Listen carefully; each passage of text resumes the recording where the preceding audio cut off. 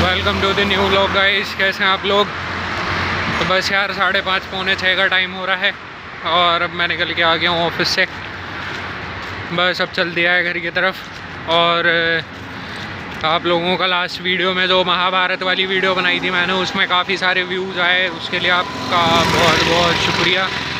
ऐसे ही मेरी बाकी सारी वीडियोस पे भी आप लोग देखें और देखने के बाद अपना पॉइंट ऑफ व्यू शेयर करें।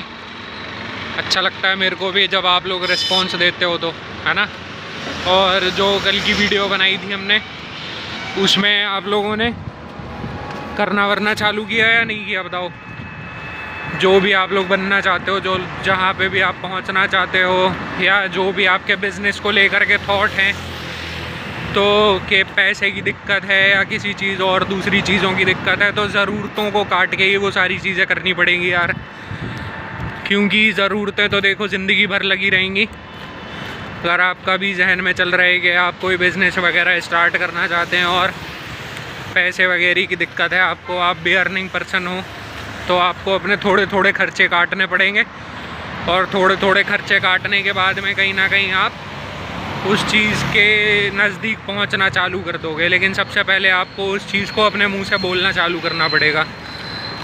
जो चीज़ आप सोचते हो फिर उसको आप अगर मुंह से बोलने लगते हो ना, तो कहीं ना कहीं वो चीज़ आपके लिए बेनिफिशियल हो जाती है और यूनिवर्स भी उस चीज़ को आपकी तरफ बढ़ाने का काम करना चालू कर देता है।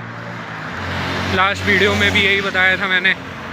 तो उस चीज़ से आपको भी कहीं ना कहीं पता चलेगा कि आपके जो खर्चे वगैरह हैं, तो उस चीज़ को आप कैसे मैनेज कर सकते हो। हालांकि अभी तो मैं भी नहीं मैनेज कर पाता हूँ सही मायनों में, क्योंकि जितने भी मेरी वो होती है, क्या कहते हैं, एक्सपेंसेस वगैरह, वो कहीं ना कहीं सैलरी से ज़्यादा हो जाते हैं।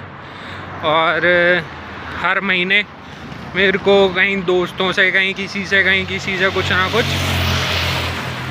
उधार मांगने की ज़रूरत पड़ जाती है। तो इसकी वजह से, फाइनेंशियल इश्यूज़ की वजह से, तो वो फाइनेंशियल इशू कहीं ना कहीं मैनेज करना सीखना है यार। अब अपने को कहा है ना बहुत सारे लोगों ने कि अगर जितना कमा रहे हो, अगर उससे ज़्यादा खर्च करोगे तो हमेशा कर्जे में ही रहोगे। तो ये वाला सिनेरियो चल रहा है अभी हमारे साथ। तो ये वाला सिनेरियो हमारे साथ चलने की वजह से थोड़ी सी दिक्कत परेशानी आ रही है। लेकिन अब कोशिश करेंगे कि इस मंथ से अपन अपने एक्सपेंसेस वगैरह कम करें, और एक्सपेंसेस वगैरह कम करने के बाद में थोड़ा सा जो भी चीज़ें हैं जहाँ पे भी मैं खर्च वगैरह करता हूँ, तो वहाँ पे मैं अपने खर्चों में कटौती करूँ। और खर्चों में कटौती करने के बाद फिर जो भी मेरे बिज़नेस आइडिया है, उस बिज़नेस आइडिया को इम्प्लीमेंट करना चालू करूँ। इम्प्लीमेंट करना चालू करने से ये होगा कि पता चलेगा कि मैं कहाँ कहाँ फंस रहा हूँ। क्योंकि अभी तो सारी चीज़ें दिमाग में हैं। या आप भी अगर बिज़नेस वगैरह ओपन करने की सोच रहे हैं या चालू करने की सोच रहे हैं, तो आप लोगों के दिमाग में सारा का सारा रोड मैप होगा। तो उस रोड मैप पे चलने के लिए पहला कदम लेना पड़ेगा, और उसके लिए चाहिए सबसे पहले इन्वेस्टमेंट। और इन्वेस्टमेंट कहाँ से आएगा? अगर आप लोग कमाते हैं तो इन्वेस्टमेंट आएगा आपकी खुद की सैलरी में से, आपके खुद के काम में से, जो भी आप काम करते हो। तो उस काम को करने के बाद जो भी आपके खर्चे हैं उसको आप लिखना चालू करो। मैं भी यही कोशिश करूँगा कि लिखना चालू कर दूँ।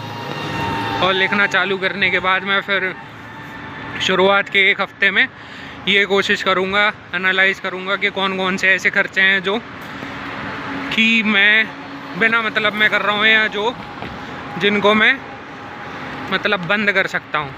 तो उनको बंद करने से क्या होगा? एक तो पैसे की बचत होने लगेगी, और दूसरी कि मैं अपने बिज़नेस प्लान को, जो रोड मैप मेरे दिमाग में है, उस बिज़नेस प्लान को मैं एग्जीक्यूट करने में कहीं ना कहीं एक कदम आगे बढ़ा लूँगा। और एक कदम आगे बढ़ाने के बाद में, वो कहते हैं ना कि पहला ही कदम सबसे ज़्यादा कठिन होता लेने के लिए। तो वही फर्स्ट स्टेप लेने के बाद में फिर दूसरी चीज़ों पे मैं फ़ोकस कर पाऊँगा। फिर उसमें मेरे को समझ में आएगा कि मैं कहाँ पे लैग कर रहा हूँ, कहाँ पे फंस रहा हूँ, तो उस हिसाब से काम कर पाऊँगा मैं। और फिर जब ये सारी चीज़ें होने लग जाएंगी, तो फिर कहते हैं कि किसी जगह जाने के लिए रास्ते का पता होना ज़रूरी नहीं है। जहाँ पे भी आपको जाना है बस निकल जाओ, रास्ता ऑटोमेटिक मिलता चला जाता है। तो ये चीज़ भी फैक्ट है कहीं ना कहीं। तो इस फैक्ट को ही अपनी उम्मीद मान के बढ़ना चालू करेंगे जल्द ही, और कोशिश ये करेंगे कि जल्द से जल्द अपना कोई ना कोई बिज़नेस वगैरह सेटअप जमाने की कोशिश करेंगे। और साथ में ये जर्नी भी चलती रहेगी, आप लोगों को दिखाता रहूँगा मैं कि कैसे कैसे करके कहाँ पहुँचा जा सकता है। देखो, अगर ऊपर वाले ने साथ दिया तो एक चीज़ में फेल हूँगा, मतलब किस्मत कितनी ही ख़राब होगी, 10 चीज़ों में फेल हूँगा, लेकिन एक ना एक टाइम ऐसा आएगा कि इतना ज़्यादा तजुर्बा हो जाएगा। क्योंकि अगर मैं ये सोचता रहूँगा बैठ करके कि हमेशा मेरे को सब कुछ पता है, मेरे को सब कुछ पता है, तो ऐसा कभी नहीं होगा, है ना। तो इस चीज़ से कहीं ना कहीं वंचित रह जाऊँगा या पीछे रह जाऊँगा, ट्राई नहीं करूँगा तो। और अगर ट्राई करूँगा तो कम से कम पता चलेगा हमें कि कहाँ पे हम लैग कर रहे हैं या कहाँ पे फंस रही है हमारी गाड़ी। तो जहाँ पे हम फंसेंगे वहाँ पे हम अपने तजुर्बे के हिसाब से और जो नीड होगी उस चीज़ को आगे बढ़ाने के लिए, किसी भी काम को आगे बढ़ाने के लिए, तो उस नीड पे काम करूँगा।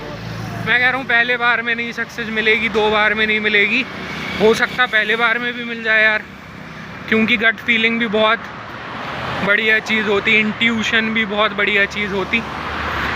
तो उसको अगर ध्यान में रख के सारी चीज़ों को फॉलो करेंगे तो कहीं ना कहीं ज़रूर कामयाबी हासिल आएगी। और कामयाबी हासिल आएगी तो सारी चीज़ें ऑटोमेटिक सही होना चालू कर देंगी।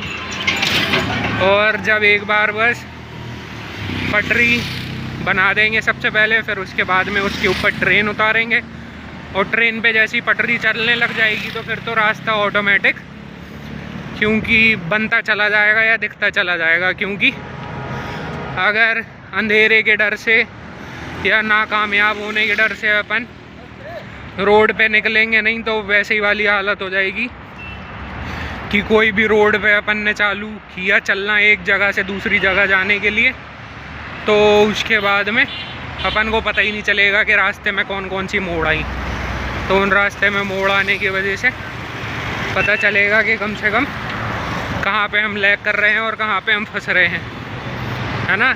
तो रास्ते पे निकलना ज़रूरी है बहुत ज़्यादा आज की डेट में। चलिए, इसी थॉट के साथ आज के इस ब्लॉग को ख़त्म करते हैं। Like share subscribe please. Good bye.